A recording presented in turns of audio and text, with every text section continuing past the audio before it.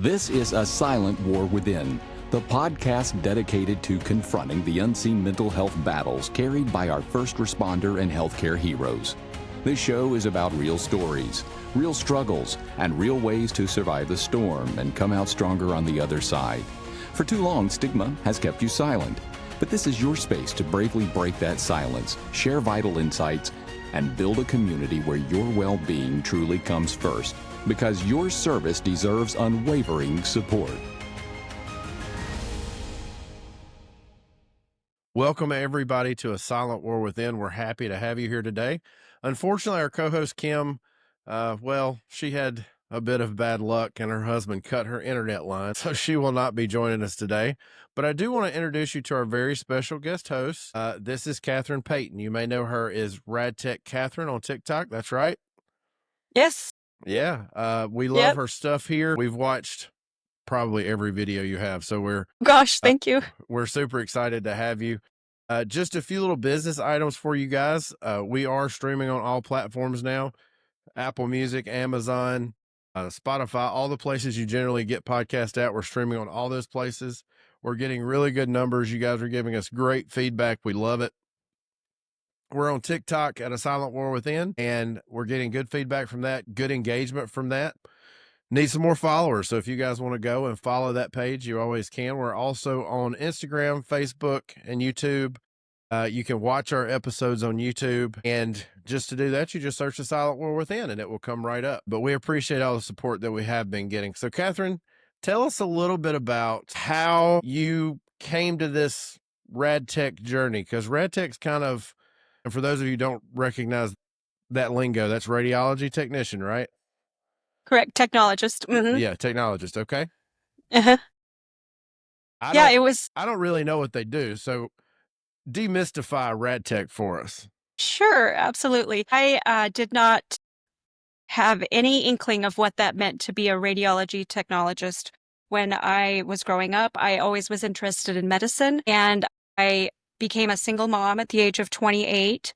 And so I had gone to my high school reunion and someone said, "Hey, you should look into being a radiology tech. They make decent money. It's healthcare." And so I started researching the field and absolutely fell in love with it. I did some observation in a hospital and was like, "Oh my gosh, that could be my job. That is so cool." And so, yeah, I went for it. Applied back to school, was a single mom, busted my butt in school and put myself through college. And it's been a great, very rewarding career. It's definitely maybe some outside forces that made me find this career, because it's been great. So did you have a job previous to RadTech, or was that your right out of high school into college Yeah, no. career path? I started out as a secretary. So I was the administrative assistant for a wildlife veterinarian for the Fish and Game. And I don't know if you know anything about working for the state, but they don't make great money. They do not pay well. You're right. Yeah, you got to do it for the love of the job. And I just needed something that I could support myself financially as a single mom. So Okay. It's been great. Cool. Well, it seems like you've done pretty well. At what point during this career journey did you feel like, okay, now it's time to kind of pull back the curtain, if you will, and kind of show people what radiology technologists really have to deal with on the backside of things? Because your TikTok and your social medias have really done extremely well, and you tell some pretty gut-wrenching stories from time to time about things you've seen, and we'll get into that. But tell us, was it there a moment or something that you realized, like, I need to share this with people? Well, I think for me, it was seeing a lot of glamorization of the career, which it can be very rewarding and fascinating, but there's a lot of young creators, and nothing against them, but they just kind of glamorize, "Oh, I've got these cute bags and these cute Stanley cups." And you're going to get there and you're going to find out that it's not all cute scrubs going and working in the hospital in a trauma bay. There's some really challenging things that we deal with. And if I had known that up front, it probably wouldn't have changed my career trajectory, but it would have at least allowed me to go, "Oh, wow, okay, there's a little bit more to this than I realized." So is that kind of what you hope to achieve by starting the social media push, is to demystify it, or, remove some of that glamour? Yeah, a little bit of both, just educating people on what it's like to get through school, obviously, and then yeah, it's not glamorous all the time. We're in trauma bays Yeah. and Yeah. We see some pretty hard things, and you could be really surprised by that if you didn't know anything about healthcare and you decided to go to college and you pay for all these years of school and get there and go, oh, shoot, I don't know that I can cope with this. Do you find that there's a large portion of people that are doing it that way that come right out of high school, maybe junior college, and go right into radiology tech and kind of are not prepared for it? Or do you find more of maybe like you, where you kind of seem like, at least without digging too deep into it, you seem like you're pretty prepared for what you were walking into, at least? I feel like most people don't know what they're getting into, honestly. And I didn't feel like I was prepared for it either. Um, the few hours that I observed in a radiology department, in the backside of things in the department, didn't really prepare me for being in a trauma bay or some of the hard things that we deal with. And so maybe that was just kind of my goal is like, I wish somebody had maybe told me up front. And that's one of the things I think I was most surprised over from working on an ambulance my entire career up until about 8 years ago. I didn't, I don't guess I realized what radiology technologists did, because what wound up happening is I had broken some bones. I was a typical boy in the South, so we just naturally break bones. And I was all boy. My mom likes to continuously remind me of that even today, that I was all boy and still am. So I've broken my fair share of bones. And so my interaction with the radiology tech was them just going back, shooting the x-ray picture. That's it. So when I got into a hospital system, I really realized that they come to the trauma activations. They come to the bedside of these patients and take x-rays. And last year, 2 years ago, I had a really bad four-wheeler accident that could have very well killed me. Luckily, it just separated my shoulder and did some shoulder damage that I had to have surgery for. But the radiology tech at that particular little local hospital was the kindest, sweetest, nicest, most welcoming person there. Everybody else was giving me grief about not wearing a seatbelt in a side by side and everything else, but they were just so kind. So that really resonated with me. And I think that you can see that kind of evolve, that message kind of evolved from day one, you starting to make videos, because yes, we went all the way back. Um, so we do research our guests here. Right. And you see that kind of message start to evolve. Really, it starts out about radiology, technology and the education and what it takes to get there. But then it kind of at some point takes a little bit of a morph, and you start talking about some of the difficult things that you see, and kind of preparing those that may have started to watch your videos for the educational purpose. Of course, you start to kind of scatter in some of that information, planting those seeds of like, this is not exactly what you think it is. So how do you think that you've evolved over time? That's my word saying how you've evolved, but how do you think you've evolved over the first video that you started making to now? Think part of, I'm still kind of new to social media. I've only been doing this really focused on it for the last 6 months. And I think what people like is a human connection. They want to see Absolutely. it, they want to see your real raw emotions. And they want it to feel like a FaceTime, right? When you're on a TikTok. And so I just started pouring my guts out, and I batch film all of my content when I'm at work. I'll just film for 30 minutes and have, 6 or 7 videos. And so that's kind of just how it evolved, is just really starting to share my truth, my human spirit. Like I really connect with patients on an emotional level, and maybe more so than other technologists have. And I do want people to see that you can make an impact on somebody's life being a radiology tech. Yeah, I really believe that you can make an impact on anybody's life from any front, and especially healthcare, because we see people on some of their worst days. And when we show our humanity, it really means something to the patient. It meant something to me as a patient to have people show me their humanity versus judging the situation just at its core. Right. And when you start out in a bigger hospital or a larger, level one trauma center, sometimes you're moving through your day so quickly that you don't have the time to have those patient interactions. But it really only takes a minute or two It to make a does. difference to somebody. Absolutely. Yeah. And it's free to be kind. It is free to be kind. And that really over the last 6 months has impacted us excuse me, with starting the show and getting to interview different people. That's one of the kind of umbrellaing topics that we've discussed almost every show, that most of the really good content creators that we're pulling from TikTok and the mental health professionals that we're also pulling from TikTok and numerous other avenues that we have literally said kindness, humanity, the same things you just said. So that has really been the overreaching topic of almost every episode. We try not to get too deep into it every episode because then it would get kind of boring, I feel like. But Yeah. everybody has at very minimally mentioned it and talked about how it has affected their practice with their patients. So I think that's awesome. Thank you. One of the things that I really liked in one of your video was you shared something that when you were sharing it and the situation you were sharing it about was difficult to hear about. And you said, the only way I've learned to cope with these tragedies is to remind myself.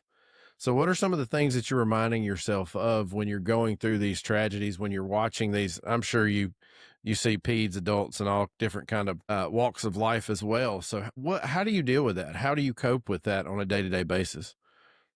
Yeah, well, in the moment, I have learned to say I know that a trauma is coming in or a trauma activation is happening.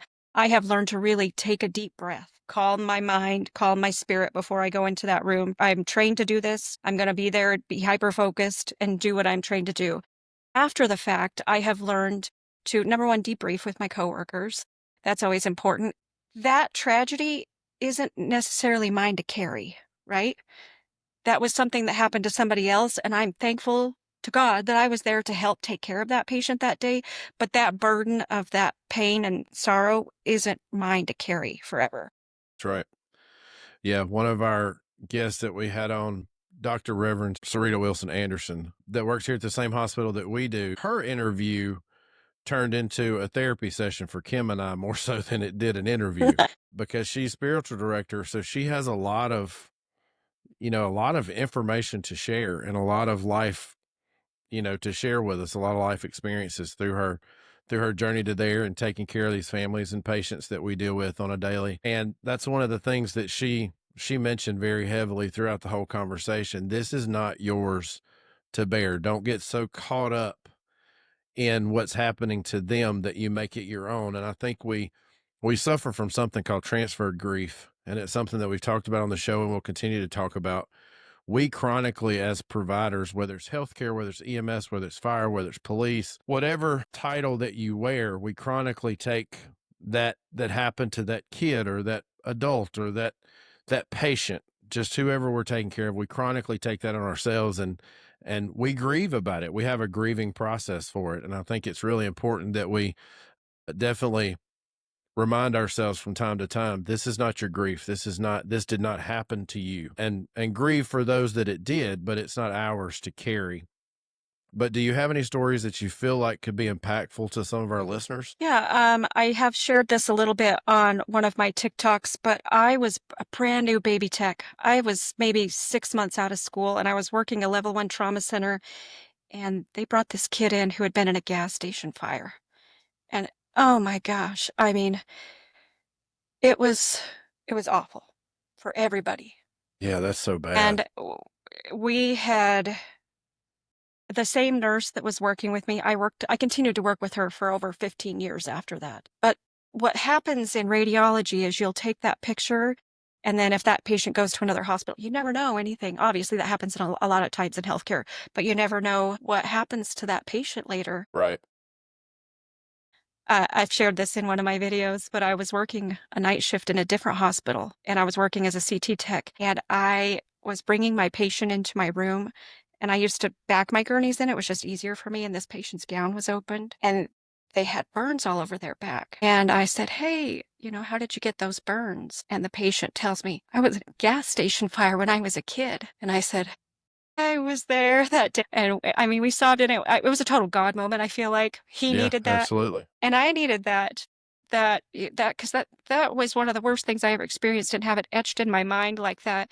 And then to have it come full circle for him, which he was like, "Thank you for saving my life." And I said, "I just took a chest x-ray. I don't really feel qualified to accept that, but I do know the nurse still, and I'll be sure to thank her." And wow, it was really an impactful moment for me. And just like seeing like, oh, I made a difference for that guy. Wow. And that still makes you emotional. How many years ago was It that? does. 18 years ago. And that's the whole point of this. We still carry some of those burdens with us for years and years. I've got the same kind of stories, and it's so refreshing to have people on here almost every single week since we started this, that even years after some of these calls and patients that we talk about, that they still can get emotional about that. They still carry some of that burden. That is so beautiful that you are still attached to that. So thank you so much for that genuine response to that. That almost makes me want to cry. I'm not going to do it, but Yeah.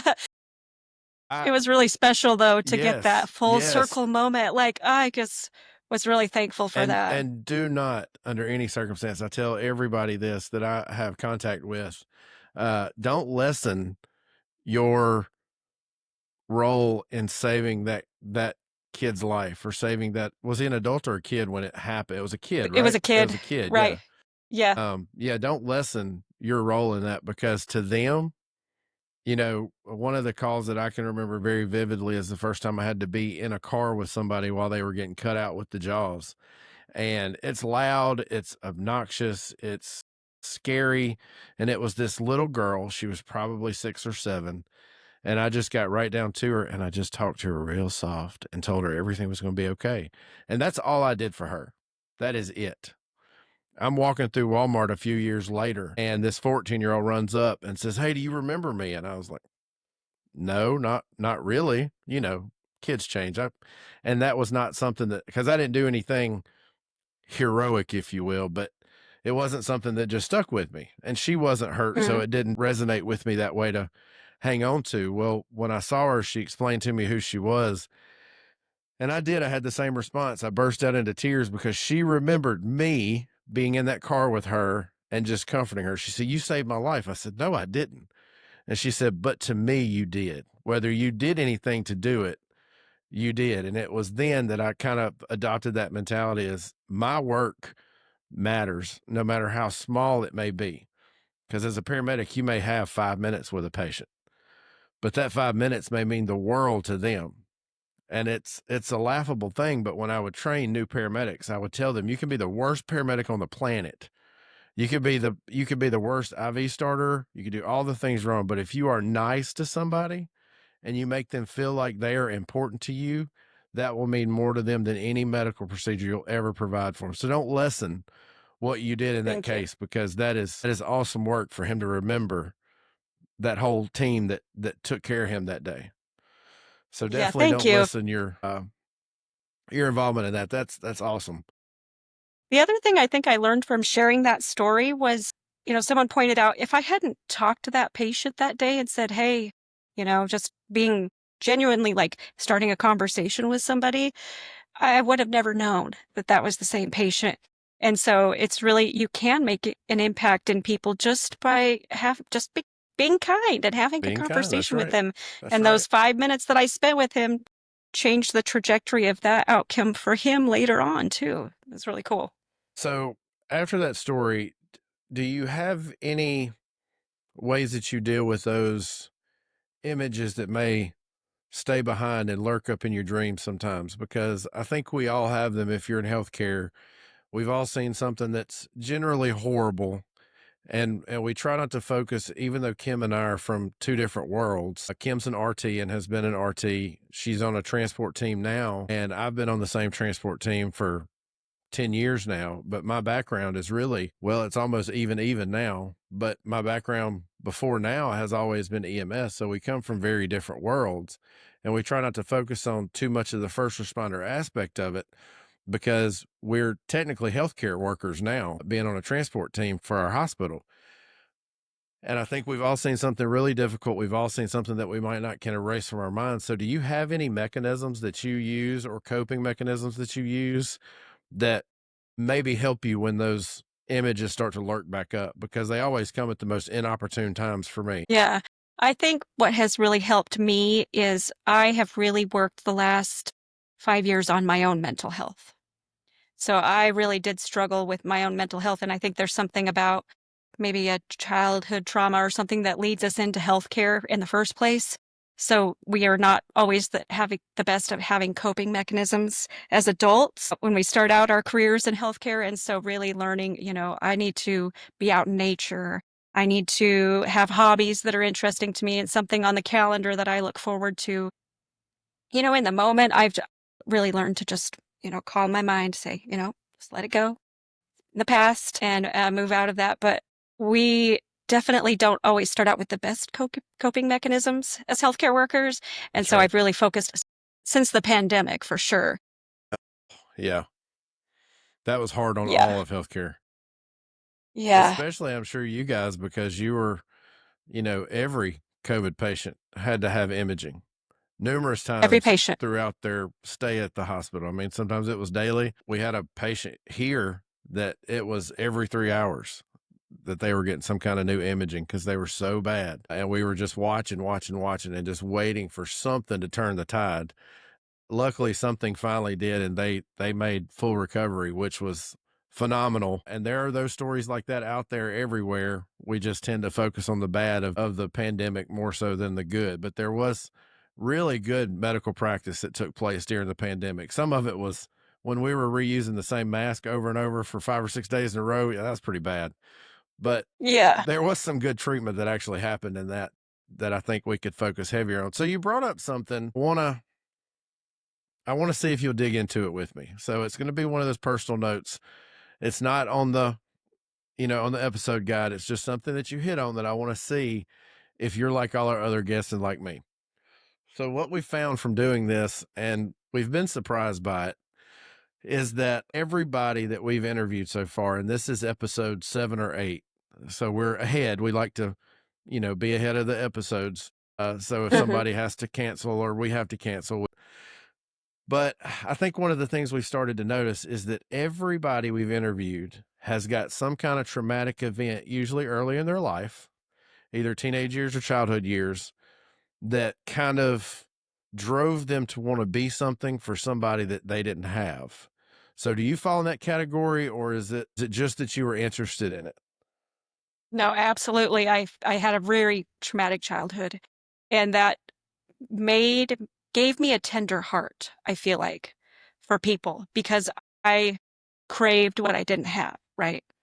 And so I was always interested in medicine. My whole goal in high school was to become a doctor, which I didn't do because life And it's expensive. is very expensive. Yeah. And I didn't have parents that were guiding me and helping me go to college or say, this is what you should do as a career path. So yeah, I had to kind of figure that out on my own. But yeah, I definitely feel like the things that I craved turned me into somebody that wanted to give that to other people. I know we mentioned it earlier, but do you feel like throughout that journey from traumatic childhood to now, do you feel like you experienced, especially when you first got into the field and kind of, because we all have that season of kind of working our way through and finding our own path and kind of what we're going to do and what kind of provider we're going to be. Everybody kind of has that adjustment period. In the healthcare system, we certainly hope that it happens in your orientation and you're pretty set when you get out, but that's not reality. A lot of times it takes a few years for us to make some mistakes and kind of figure things out. Do you feel like through that time that you experienced that transferred guilt that we talked about a little earlier and that you kind of carried throughout and it kind of drove you to be the provider you are today? I think so. And I have a kind of a unique situation because I allowed my maybe childhood trauma, PTSD from work, stresses of life to really escalate to a point where I was coping in really unhealthy ways. I struggled with addiction and I ended up having to go to rehab. I'll be honest with you. And it changed the trajectory of my life. Thank goodness for that. But I allowed that to continue and was so secretive about it because it's so shameful as a healthcare worker. Why are my coworkers fine and I can't get it together? What's different about me that makes me, I mean, there was one point directly in my career, and I remember it very vividly, where I was sitting in a control room with other technologists and we were talking about something that had happened. And I felt more of what had happened than anybody else in that room. And I realized, oh, I'm actually made different. I actually either care more or empathize more than other people. And so not everybody's going to care about this situation the same way that I am going to. And so learning how to maybe, not let that grief transfer to me, taking care of my own mental health needs and really getting ahead of that to where I'm healthy and happy today has just evolved me into where I can share on social media about Yeah. loving my career again because I didn't love it forever. Yeah. And I've been through very similar circumstances. And I want to encourage you to say that, and our listeners, if you've been to rehab, that should not be viewed as a spot of shame. That just means you're a warrior. You fought through something and got some help with it. I think that is phenomenal that you have recovered and been on this journey and seem to be doing very well. That is amazing that you took those steps to go to rehab. I saw you kind of glare off a little bit. Like And I a little bit always, embarrassing to share that. well, I always get tickled at that particular, I mean, because that's normal to have that embarrassment for that, because we've shamed rehab and addiction so much. And I think that we shouldn't. I think that it's a disease just like everything else. And I watched personal story time. I watched my mother struggle with it for her whole life and wound up dying from it. And that was a very hard, my biological mother. You may hear me talk about my mom and my mother. My mother's my biological mom. My aunt is who I call mom, who raised us from 2 years old. But I watched her struggle with it my whole life and pick drugs over her kids so many times. And I had so much resentment and hate and hurt from that for the longest. And it took me forever to realize that that's a disease. She was literally suffering, because after having conversations with her, what I realized was she always wanted to stop. She always had the desire to stop. It was just never stronger than the drugs. Right, or never given the tools Yeah, to or never make given that the happen. tools. And I felt when she died, I felt like I had failed her in some senses. And it took a long time to work on my mental health to realize that maybe I did fail her. And sometimes I have to take responsibility for the things that, as an adult, where I pushed her away because I didn't want her. Yeah, I didn't want her influence anymore. I didn't want her around me, because my whole childhood, all I wanted was a relationship with mom. And I never could get it because of the drugs. So I rebelled against that. And that's something that I had to take responsibility for, but also realized that my response was not invalid in any way. So I say all that to encourage you to say that that is not a shameful spot on your record, to me, at least. And Thank to you. any of our listeners, if you've been through rehab, that's not a shameful spot on your record. That is something that you should kind of have a rejoicing spirit in, to say that you battled a demon and you won, because that is absolutely a demon. It is a disease. It is something that Yeah. is deep in your spirit and soul. And I'm a very spiritual guy, as we say in the South. Once that gets on you, it's hard to get rid of it. And I Yeah. really appreciate you sharing that. That is really cool. I really thank you for that honesty and openness.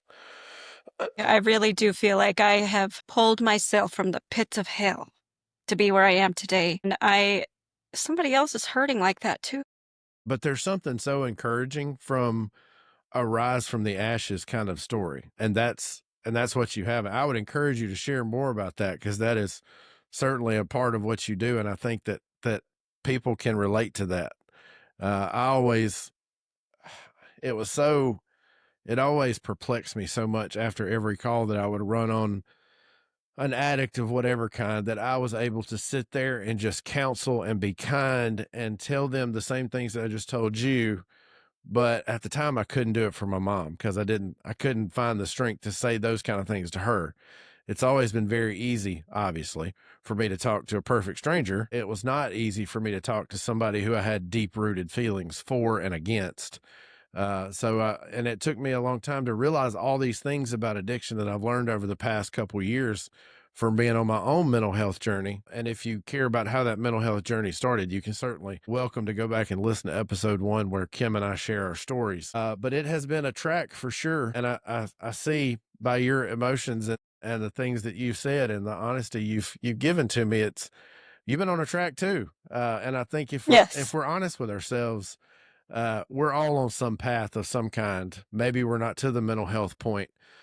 Maybe we're deep in the throes of addiction. Maybe we're deep in the throes with this transferred grief or PTSD or all the things that we see on a daily basis. But the reality of it is find that outlet for you, whether it's talking to your peers or whether it's seeking professional help or whatever that may be. all those things are totally all right. And I think we've stigmatized them for so long that we've made it this thing that it's just never was meant to be, and that it's just simply not. But I think that in the first responder and healthcare community, what we've done is we put ourselves in kind of a bad spot. I don't know if you saw our recent TikTok video with EMS Avenger. He was talking about that I Love Lucy scene where they're on the conveyor belt and they're just eating the chocolate. But the conveyor belt's too fast for them to actually ever catch up. I think that's where we are in healthcare, that we've gotten to a point that no matter where we go or what kind of fantastic plan we make up to fix what I would consider as a mental health crisis in healthcare and the first responders in our nation, I think that we've reached a point of critical mass. We'll never be able to recover from it fully until we have to have a rise from the ashes story, until we, kind of hit that rock bottom and go, okay, now we got to build it up to something that we want it to be. So, because I think this whole environment that we all work in, whether you're a first responder or a healthcare worker, we are in absolutely a pressure cooker that is waiting to explode. And that's kind of where we are. So one of the things about a pressure cooker, to segue a little bit, is it demands some focus and some attention, and it comes with a unique mental stress. I think all of our jobs kind of relate to each other in that we have to be focused. We have to be on top of our game, and we have to be precise, and we have to be doing everything just right. Every image that even you get is critical for diagnoses, for continuing treatment. And for you guys especially, you really do have a pressure for perfection. I know our doctors, because I've worked in a transfer center before where we were connecting doctors and doctors to talk about x-rays. Man, those doctors can give y'all a lot of grief if it's not just available right, for them to look at, or if it's not available for them to look at, or if it's not just right, or if it's not the right angle. I've heard some hateful doctors get on the phone with rad techs and say some hateful stuff. Yeah. Or radiologists. So tell me about how that high pressure for you contributes to your mental health, and how you feel like that may relate to others in the topic of burnout. I think we're very easily to get burned out. So tell me about some of that, if you will. Yeah, over time in my career, I've done this almost 20 years. The way that we, let's say, image a stroke has evolved over time. So now you're meeting the ambulance in CT, at the place that I was working before this. And you've got to get those images online we have 20 minutes. Get those images to the radiologist so they can diagnose a stroke. We can change the trajectory for that patient. We're a critical part of that team. But I really like that. I was telling you earlier, like, those used to make me so stressed out when they'd say, oh, code stroke's coming in, and I'd get this anxiety inside of me. And finally I just said, I'm trained to do this. I'm just going to take a deep breath and focus on what I need to do right now. And maybe it just takes 15 years experience, I don't know, to get over that anxiety. And, it is a pressure cooker in CT, and especially in a large trauma hospital. I mean, you're scanning patients every 5-10 minutes. It's just boom, boom, boom. And so we really need to help people remember that what you do for a living isn't your life, right? Like, I feel that way. That is a good point. Yes, this is what I do to make money, and I love it, and it's my passion, and I was called to do it. But my life is lived over here with my family and my friends and the things I enjoy doing outside of work. And so I've really had to focus my attention on, like, yep, I get to do this for a living and it's really cool, but that's going to stay there. And I'm going to go here and live my life. Yeah. So if you've noticed, I'm full of stories. When I got out of paramedic school, I attached myself to being a paramedic. That's all my whole life. I wanted to be a paramedic, I wanted to be a paramedic, I wanted to be a firefighter. I did the firefighting thing, didn't love it as much as I thought I would. So I kind of transitioned over into EMS and did the whole EMS thing for about 18 years on top of the 2 or 3 years I was a firefighter, and absolutely loved it. Well, out of paramedic school, I was just enthralled with being a paramedic. It was my identity. I was not Kevin anymore. I was paramedic Kevin. If I could have had people refer to me as paramedic Kevin in everyday life, I probably would have. Yeah, like a big name badge or a shirt that had it across the chest. Look at what I do. Yeah, like it was everything that I ever wanted to do. And through that, and this is a story that could go forever, but I'll condense it down as much as I can. My wife and I were having lots of marital problems during that time because obviously my time was being devoted to, the paramedic thing, and I wanted to work all the overtime. I think the first year I was a paramedic, even starting out at $13 an hour, I made well over $100,000 in a year because I worked all the overtime.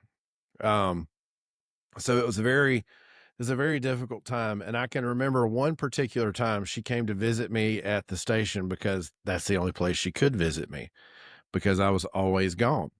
And she came to visit me and she was visibly upset. And I remember saying, "What's wrong?" And she just broke down and she's like, "You love this ambulance more than you love me." And that was like a ton of bricks. And it was almost an immediate change that I was like, okay, taken, because that wasn't the case. I had just made that my identity. So I think it's so important that we separate ourselves from our positions. I'm a Right. leader now, I'm a manager. I could walk around with manager across my shirt some days. I feel like because there's so much required from it. And that's not me loving the job. Trust me. I do love the job, but not like I did back then. Because I learned a lot, but sometimes you feel like you're just pulled from. So it's super important for us to separate those titles and our personal life. So I think you made a great point. Thank you for bringing that up. That's just a side story for me, but it goes right along with what we're saying.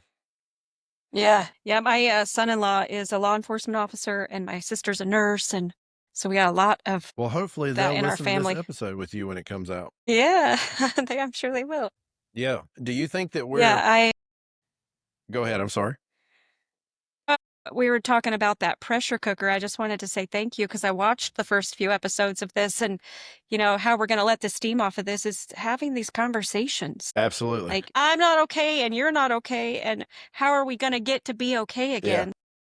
And I think we touched on this in a few different episodes, but I'll touch on it again because I think it's important. I think that we have so normalized saying we're not okay, we're not okay. But like you said, it's also okay for those other people that were in that room with you when you were very affected. It's also okay for them to be okay. Some people are just built differently. And Right. it's very important that we realize that. And sometimes we do have more empathetic people on our team, that have to be handled with a little bit more care. I'm one of them. My other leaders sometimes will tell me, "You care too much. You care too much." Their style's just different than mine. They're built different than me. And we have to work together to figure out what the right solution is with both inputs. So I think it's really important that we realize that not everybody's built like you and I. Clearly, you're a very feeling person, and so am I. Man, I could tell you days and days worth of stories of me sitting on the side of the road crying over some wreck patient that my partner was just like, "Are you ever going to get in the truck? Like, I'm ready to go eat." And I was just always that person that felt those big feelings. And I feel like based on what you said, you probably are too, if I had to guess. For sure. Yeah. So have you seen anything that is in the way of us getting to we're all okay? Have you seen any barriers to mental health in the healthcare system? I know in the Well, past 5 or 6 years it's gotten better, but I don't think we're there yet. yeah, I definitely don't think we're there yet. And, had one person maybe come to me and said, How are you coping? I feel like I was just like right there wanting someone to just look at me and say, "Are you okay?" And maybe if we just were having these conversations a little bit more with our coworkers or somebody that you could see is struggling, there's signs, right? They're missing work. They're distant. Their anger is at a different level. You can tell when somebody's being affected by their job and maybe just I don't know how we get to a point where we recognize that and help those people, but it's so important that we continue to have these conversations. And I think that's what we really started this show for. I think that it was because we never started it with the intention of being famous, and we're not probably not ever going to be famous. But I think that we wanted to build a community where it was okay to come on a show like this and to say, "I'm not okay too." It was so during my few times that I can remember that I was like looking back can be like, "Oh, that was definitely signs of PTSD and depression." I didn't have anybody to come alongside me and tell me a story of what happened in their life. I think that is one of the biggest things we can do to connect to people is share our stories with each other. And I think we always felt like from the time of inception in our brains to now, this was going to be a platform where we were just going to share our stories and talk about how people have dealt with their own mental health and things that they have seen and experienced, like your story, watching you tear up, that tells somebody else that it is okay to feel that emotion. It's okay to tear up over a patient. It's okay to have that response. And I think we've lost sight of that response is okay. Whatever your Right. response is to that particular trigger is completely fine. And we have to normalize some of that. And I think the healthcare system does a poor job of that overall, accepting kind of all of the emotional range that people can have just as natural humans. We just are built with different emotional ranges. And I think we as a healthcare system as a whole, and first responders as well, police departments, fire departments, we have ignored that emotional range that people can have. And we have missed so many signs. I know that my agency's missed all the signs in me because they weren't paying attention. And I think that one of the goals of this show is to try to give people a platform to say, hey, pay attention to me, pay attention to us, pay attention to our departments and our hospitals and the things that are important to us. Pay attention to the workers that are taking care of the patients. Healthcare so conveniently gets kind of sidetracked off of the workers and the patients to chase money. And that's one of the extremely difficult things being in leadership in healthcare. It's very hard to navigate that road that your health system is naturally going to walk down, because healthcare at the end of the day has to be a business. We have to make money to keep the doors open, to keep providing care for the next patient. I realize that. But it's really hard to kind of navigate that. And I think that we've kind of failed the mental health aspect on all fronts, whether you're a dispatcher, fireman, police officer, dispatcher, EMS person, uh, radiology technologist, healthcare worker in general. I just think we've missed the mark on mental health, and I think that our people are suffering because of it. So the point of this is to give people that platform to expand on some of their suffering and how maybe we failed and how we can do better. That's great. I'm really excited to be a part of it. So is there anything that you can look back on your career and say, oh, this is the day that was the hardest thing I had to do, or that was the day that this was so hard that I thought about walking out, that I thought about being done with this? Because I think we all have that moment where, in most of our careers at least, I know in mine, there's a few moments that I can look back on and go, I almost quit that day. And not because of something a manager did, but because that patient or that scenario, whatever it was, maybe it was a coworker, maybe it was a patient, really got to me in such a way that I just can't mentally and emotionally do this anymore. So for me, it was in probably October of the 2020, that peak year of COVID, and I was broken. Like, I had already come through my mental health stuff. I'd recovered, and I literally just had such a moral injury from the way that we could not care for patients in a way that I know we were supposed to be doing, but we were so overwhelmed. And I remember a nurse coming into my room and saying, "Boy, you've really changed. Why are you so angry?" And I just thought, something's got to give. I can't keep doing this anymore. I had to walk past the ICU, and we wouldn't allow visitors inside. So where I parked my car, I had to walk past the families that were camped outside in tents I remember that. Yeah. to watch their family. And I just would walk past them every day like, "I'm so sorry I get to go in here, and I don't really want to go in here. And you're sitting out here, and your poor family members in there, and you're there all alone." And That was the just hardest we did part. the certain yeah, That's the and we did hardest certain part. things, like in my hospital, we used to have a curtain right in front of the door in the emergency room bay. So you pull the curtain, close the door. Well, they decided that curtains were too much of an infection risk, so they took the curtains away and they frosted the glass. So you couldn't see into a patient's room anymore. And then we wouldn't allow visitors. So there's not one person in there advocating for your 90-year-old grandma who's about to fall out of the bed because nobody can see in there. She's not on the monitor because the nurses are overwhelmed. And I just was like, I told my husband, I said, we have to make a change. Our kids weren't in school. My husband is an emergency room nurse. He was working at a different hospital, and we kind of just changed everything. We sold our home. We moved to the mountains. I couldn't do it anymore. Yeah. So, I couldn't. what Like, part of the country were you in during COVID? s- so we You were don't have in to say a exact larger, location, but yeah, yeah, just in a more metro area where I had grown up, and we moved to a rural area where he grew up. So okay. now we live in a town of 200 people. That's fantastic. I That live in sounds the great. I live in the middle of nowhere and I love Yeah. it. I live in I the didn't middle know of that nowhere these too, but I live about 45 minutes away from the hospital I work at. So that's the reason. I work in a major metropolitan hospital as well, but the outlying counties have very rural, you know, Mhm. people that come and visit my house for dinner or whatever say that they have to pipe sunshine to where I live because they're all from the Yeah. metro area. So they're coming to that small town is like a Mhm. vacation for them and a track. Like they always Mhm. complain about it, but I don't care. I'm not moving.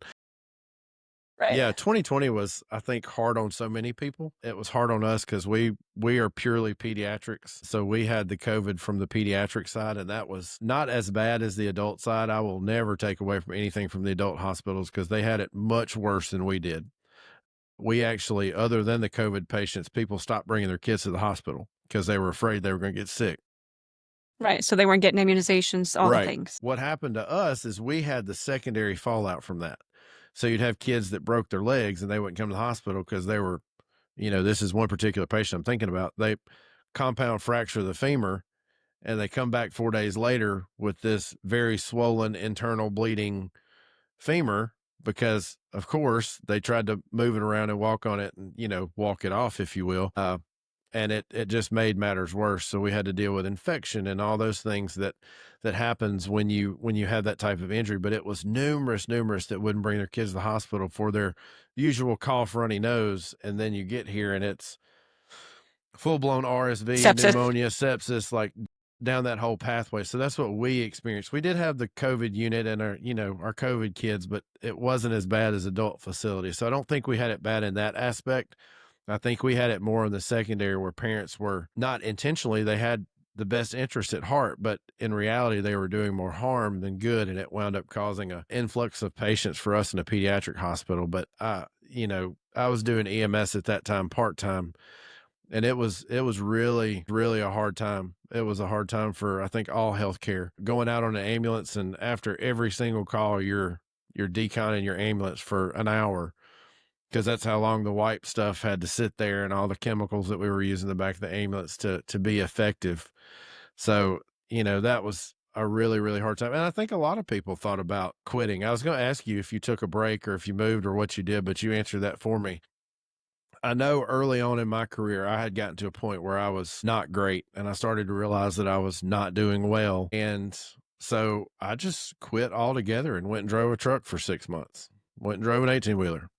Why that was my path, I have no idea. My family's full of truck drivers. That's probably why I picked that, but it was something I could get away from EMS. And when I was ready to come back, I just stopped trucking and came back. But it was, yeah, these jobs that we're all in healthcare and in public service in general, and really anything dealing with the public the way that we do on a level of, you're seeing people at their worst day, you're seeing their injuries, you're seeing them most of the time unclothed. I mean, healthcare has very little dignity for the patient. I mean, just because when you're injured, you're injured. We're going to take care of the injury. We, oftentimes forget about the dignity of the patient. But, these jobs are really, for lack of better terminology, they are a real pressure cooker and they will end careers. I have watched it numerous times. And unfortunately, we've seen an influx of suicide in our field. And I think that's because we have failed that mental health care system. We live in this pressure cooker all the time that we're never releasing the pressure from. And as a whole, public service and healthcare have overlooked mental health for entirely too long. So that's just my take on that. Yeah, it's great to have these conversations. We have to get away from the stigma of like, well, you're not strong enough to cope with this. And it's like, no, I'm just built different. And that's okay. I still am great at what I do. I hold things a little differently than you do, and that's okay. And I've got one person that comes to mind that early on in my career, she would go on a call, and she was the kind that was chronically broke. I mean, broke. And it was by her own Mm. doing, because she would go out and she would see these families, and it's admirable, but she would see these families in need, and she would just give. She would just give. Anytime there was a bad patient, she was just completely broken over this patient and their experience in life, and this and that. You know, being in EMS and being in fire and being in healthcare, you have to be somewhat tough. And I feel very badly looking back at the way that I handled that situation, because I was so rough on that girl. I was just awful to her because she was just built differently than I was. And I am a feeler, but she was way higher than me on the feeling spectrum. And now it's a funny turnabout. She actually works for me now here, and she's fantastic at her job. She's another one of our leaders in our, in our organization, and she's just fantastic. She is just fantastic.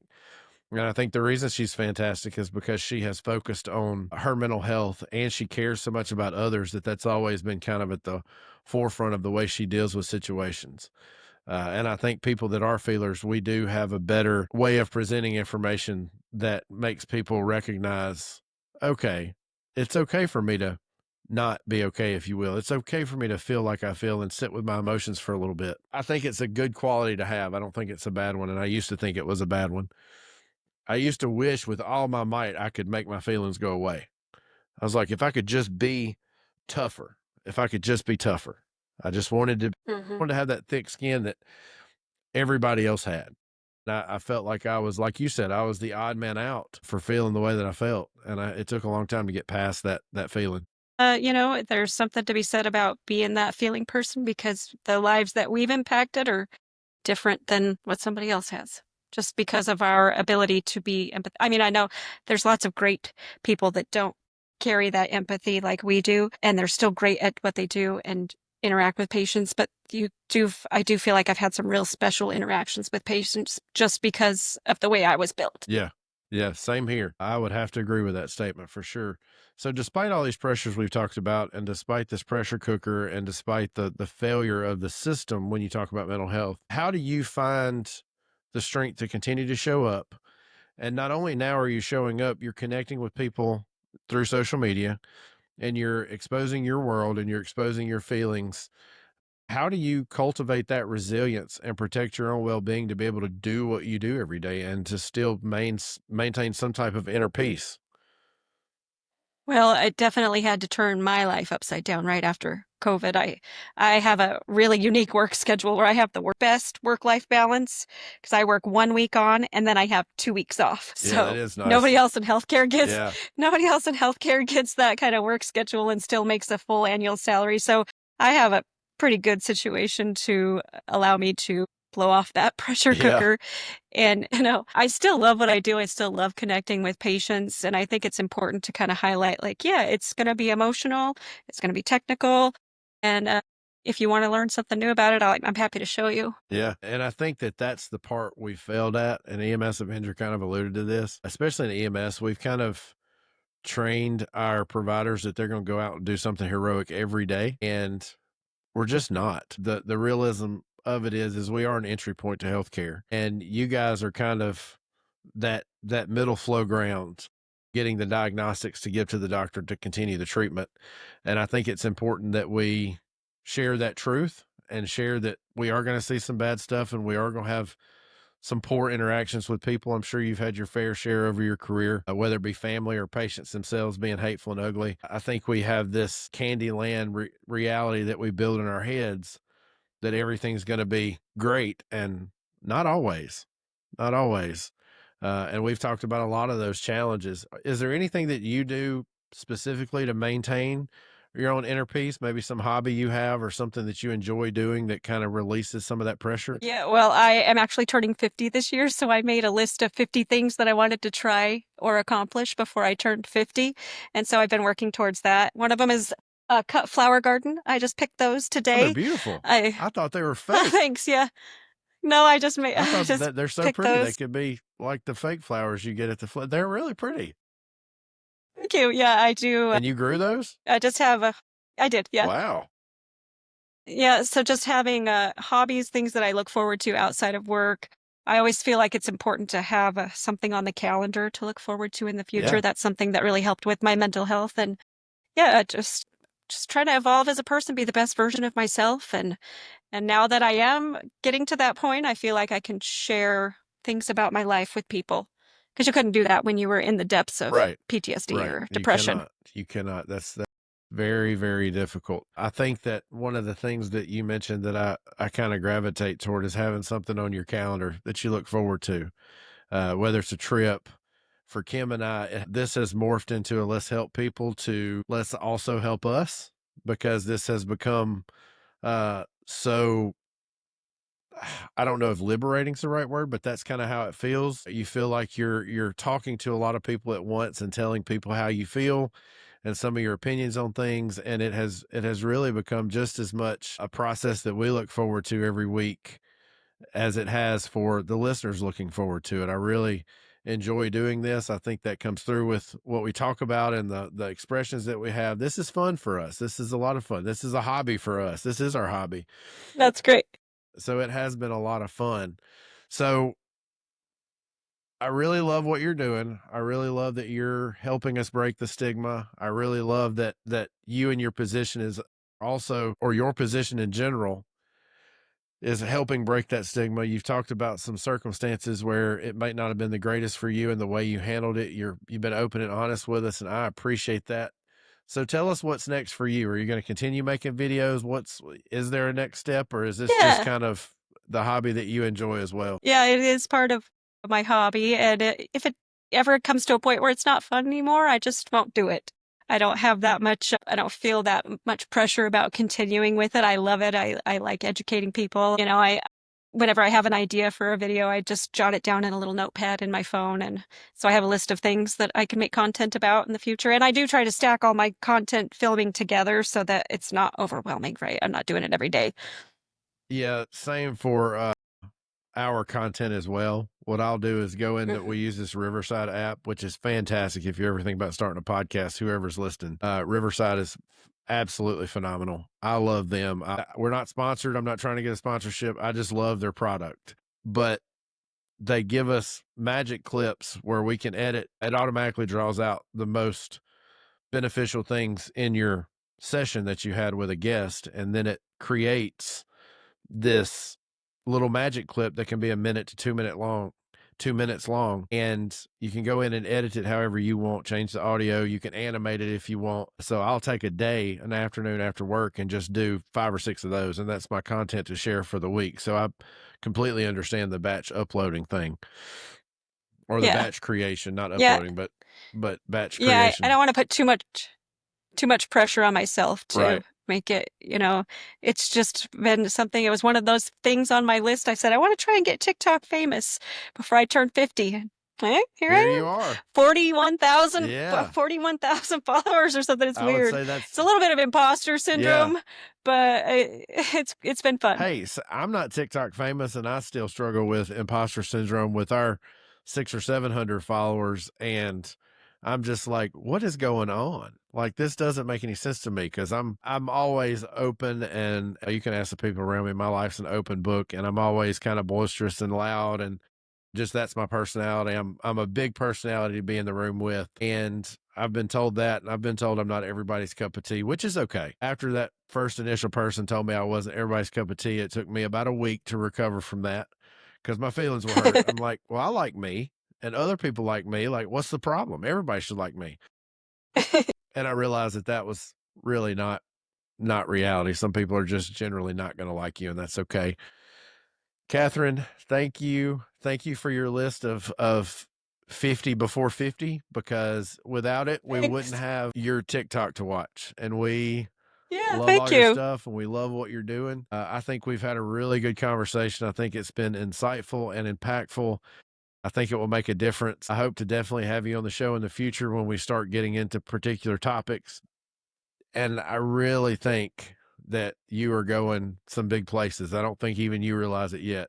40,000 is just the Thank tip you. of the iceberg for you, because it has really been a Thank great you. conversation, and you seem like a very genuine, kind person, and we appreciate you being here with us. Well, and I just want to say, likewise, I listened to your first episode. I sent it to my son-in-law who's in law enforcement, and I really think these conversations are going to take off. People need to be having these conversations. So I thank you for what you're doing too. Well, we hope so. And like I said, it's not for fame. We don't care about being famous. We care about providing a platform for people to express themselves and talk about some of the harder things that we've dealt with in all these careers that are so difficult at their core. All right. Well, you can tell us your TikTok handle so we make sure we get it right.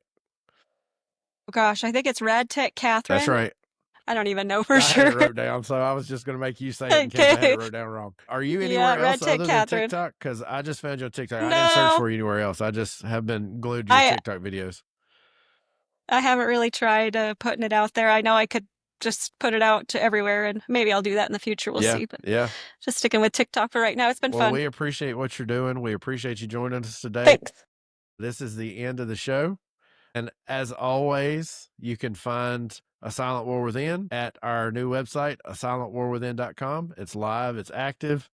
We have an email list you can join if you care about getting some weekly updates from us. That's always fun to release those things about what we're doing in our personal lives and the guests that are coming up. We have really had a good time putting those out. There's some comedy thrown in there from time to time that you'll enjoy. We all have kind of a darker sense of humor from time to time, and sometimes you get some of those little snippets as well. Kim is the queen of dark humor for sure. She's really good at it. I hate that she couldn't join us today. She would have loved you. She really would have enjoyed seeing you. But you can find us in all the normal places, the Instagram, the Facebook, the TikTok. YouTube is where you can watch our video version of the episodes. And of course, we're on all the podcast streaming platforms that I mentioned earlier. Most of the ones that you're going to go to, we're there. Just search The Silent War Within and we'll come right up. Trust me, I've tested on every site to make sure that we're really there because I couldn't believe it. And maybe at least 10 of the streams may have been from me. I'm not going to lie, but I'll take that. We're real proud of what we're putting out, and we want to put out a really good program. Again, thank you for joining us. As always, thanks for having me. Be safe, take care of your mind, and we'll see you next time. You've been listening to A Silent War Within. If this episode resonated, please subscribe, leave a review, and share with someone who needs to hear it. Remember, you're not alone and your well-being matters. It's time to end this silent war.